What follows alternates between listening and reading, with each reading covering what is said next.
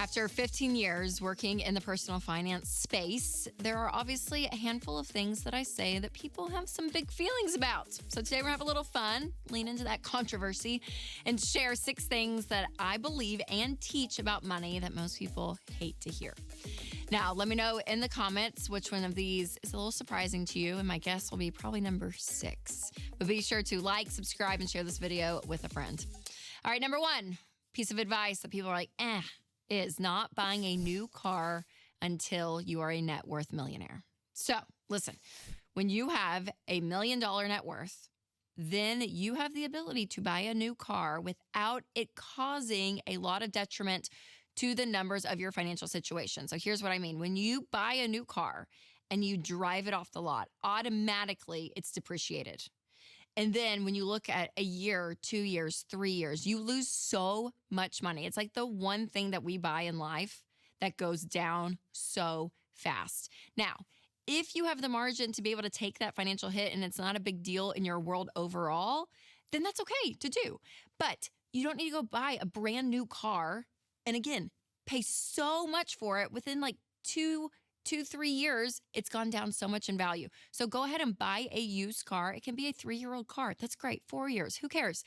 But doing that, financially speaking, is what is smart. So paying cash for your cars, as always, but do not buy a brand new car until you have a $1 million net worth. Number 2, no credit cards. People hate this one too because they're like, Rachel, oh my gosh, how do you not live without a credit card? And the games that credit card companies play all the time with points and airline miles, it's very appealing. And people are like, well, if I pay it off every month, it's not a big deal. So my no credit card philosophy is the whole industry of debt is there and created because the banks make so much money. The industry makes so much money off of us as consumers when it comes to debt. That is why it is huge and big and flashy and all the things because they are making billions of dollars off of this and off of us. So when you choose a life without debt, not only mathematically are you not sending your income to banks instead of keeping your income and investing it for yourself, but there's also an emotional aspect that when you have autonomy over your money completely and there's no banks in the picture, meaning like debts wise, and you have the ability to say and do what you want with your own money, there is a level of peace, again, emotionally, spiritually, that comes with that you can't put into an Excel sheet. So that even includes credit cards. And people will say, well, I pay mine off every month. Statistically speaking, what we're seeing over and over as it continues to rise for Americans in credit card debt, they're not paying it off every month. And then also those that do pay it off every month, when they live without a credit card, we've seen they actually end up spending less money because you are not as emotionally attached when you're swiping a credit card than you are with a debit card or your own money, cash. So there's something to be said about just not living with it. And listen, you can rent a car, you can, do all the things in life with a debit card. Some of the things take an extra step or two. I'll be honest with that. That's fine. But I'll take some of that inconvenience all day just to know that I have complete autonomy over my life and my money. And a debit card works just as good as a credit card. And I'll just live my life that way with peace and not try to chase like the points and the airline miles and the whole game that they play. All right, number 3 is combining checking accounts. Ooh, this is the one thing I'll put out on social media and I get the most hate for because people are so angry with the idea. They're like, no, this is my money.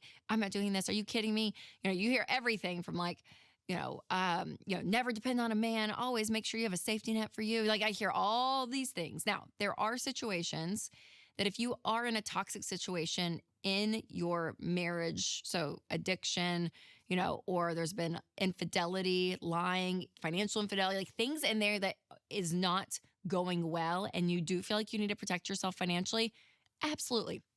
That totally makes sense. But for everyone out there that's just run-of-the-mill marriage and you're just doing life together, I'm telling you what we have found, the benefits of managing your money together and combining things and just saying, we are one, like together. We are a team in life. It's not me against you or your bills and my bills. Like we are living our life together. There is a level of communication, bonding, intimacy, because that's how you're choosing to live out your marriage. And the way you're handling your money is a sign of that. So it really shows something deeper going on in your marriage. And again, we find that people, there's just this like incredible teamwork that happens, and you not only hit your goals faster financially, But on the upside, like, you just get to understand and experience life so much on a deeper level when you say we are one altogether, including our money. All right, something else that's really important to do is to protect your online information. It is extremely important to make sure that your personal info is protected from scammers and spammers lurking on the internet. That's right. That is why I love and use Delete Me. It's because they go in and remove your information from hundreds of data broker websites that will buy and sell your personal data, and it's terrible. So make sure to get Delete Me. You can get 20% off an annual Delete Me plan, which ends up being less than just $10 a month. Go to joindeleteme.com/Rachel or click the link in the description. It's a service you guys, everyone needs in today's world. All right, number 4, people hate Ramsey's conservative investing strategy. That's right. We are not flashy and crazy and big risk takers when it comes to investing. So we tell you to get out of debt, get an emergency fund, and then invest 15% of your income into retirement specifically. And these are traditional tax advantage retirement accounts. So think Roth IRAs, 401ks, 403bs, and put 15% of your income into those. And do that regardless of what the market is doing. You do it consistently, month in, month out, year after year, decade after decade. And that is it. Now, once you pay off your home and you get to baby step 7 and you want to invest more, then there's some other things that you can look at if you want. But this whole idea of just doing things like crypto or doing these things that don't have long-term track records, yes, they're exciting and they're fun. And sometimes they get really high and everyone's like, we're making tons of money. But it's so volatile, some of these things. And so there is something important about just putting your money in something that is 100% going to work long-term. And that is what investing in retirement does. So again, it's not flashy, it's not exciting, but it works. Now, if you are confused when it comes to investing, sit down with an investment professional that you can trust. You can check out SmartVestor Pro. I'll put a link down below, but put your zip code in, find someone in your area that can help you with investing, because having someone that knows this stuff day in and day out is so important for you building wealth long term. Number 5, our home buying formula. So just like kind of our conservative investing approach, there is a conservative formula when it comes to buying a home, because we have seen more and more times that people buy homes outside of these percentages and they end up being a curse rather than a blessing. I mean, they take so much of people's income and they're just to buy a home, just to get into it. And then their whole life is stressful because of this one decision. And so setting yourself up, it may take adjusting expectations or even adjusting your timeline some. It may take you longer to do this, but the more conservative you are with this, the better off in the long run you're going to be. So here's the formula.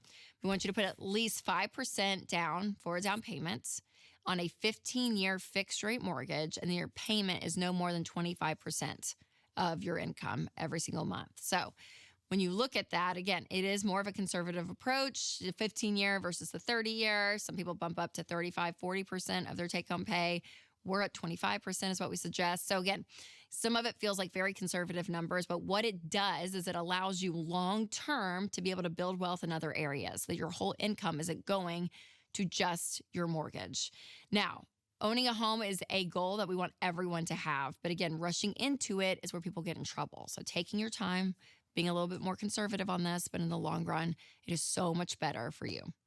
All right, number 6 is really basic, but it's funny because I always kind of get a massive response when I just say it, whether I'm speaking or I'm doing a media hit. But here's another one. Live below your means. Yeah, I said that recently to a group of people.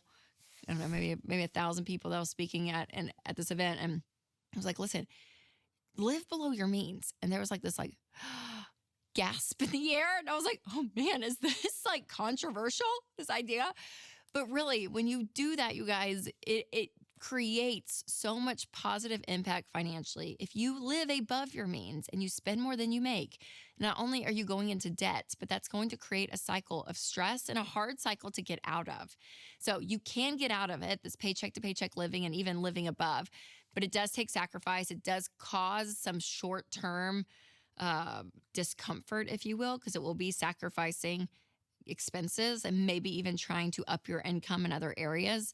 But the idea of just living below your means is going to be so helpful for you long term. So I'd be lying to say that there are only 6 money teachings, that people are like, oh my gosh, like this is insane. Because a lot of our stuff, people feel like it's just crazy. But also a lot of our stuff has helped millions of people get control of their money. And that is what we are all about around here. So go back to common sense, you guys. Sometimes the flashy, exciting things, you end up going wrong with it. So stay tried and true, be boring, because that's the great thing is long term. It's incredible what happens when you just use common sense with your money. Now, to find out what the haters are saying about the food category of your budget, check out this next episode on the most hated financial advice, eating at home, coming up next. And if you're listening on podcast, click the link below. All right, you guys, remember to take control of your money and create a life you love.